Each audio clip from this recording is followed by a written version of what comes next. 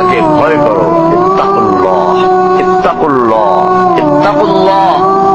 ওহে মুসলিম, তোমাকে আল্লাহর সামনে দাঁড়াতে হবে। তোমার হিসাব নেওয়ার জন্য আল্লাহই যথেষ্ট, যিনি সব জানেন। তুমি যা গোপন করো ও প্রকাশ করো। তোমাকে অবশ্যই মৃত্যু বরণ করতে হবে।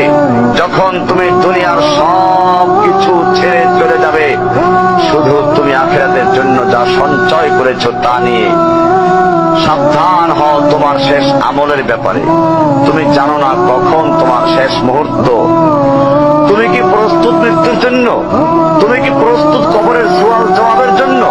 তুমি কি প্রস্তুত ভয়াবহ কিয়ামতের জন্য, হাসরের ময়দানের জন্য, হিসাব নিকাশের জন্য, আল্লাহকে জবাব দেওয়ার জন্য, মিজানের জন্য? তুমি কি প্রস্তুত চুলের চাইতে সূক্ষ্ম, তরবারির চাইতে ধারালো পুল সিরাতকে পাড়ি দেওয়ার জন্য? ভয়ঙ্কর তুমি জাহান্নামের ভয়ঙ্কর আযাব থেকে আত্মরক্ষার জন্য কাজ করছো তো? যার ইন্ধন মানুষ এবং পাথর, যার আগুন ভয়ঙ্কর উত্তাপ সম্পন্ন কালো বর্ণের, যা হৃদয় পর্যন্ত জ্বালিয়ে দেবে, এমন উত্তপ্ত পানি যা নাড়ি ভুঁড়িকে বের করে দিবে। রয়েছে খাবারের হিসাবে জাক্কুম ও গলিত পুঁজ। জাহান্নাম অসম্ভব গভীর ভয়াল জায়গা, কঠোর হৃদয় ফেরেশতারা নিযুক্ত, যেখানে শাস্তির মাত্রা বৃদ্ধির জন্য শরীরকে অনেক বড় করে দেওয়া হবে।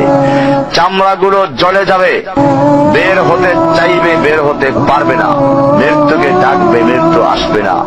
ভয়ঙ্কর শাস্তি যা অনন্তকাল ব্যাপী চলতে থাকবে।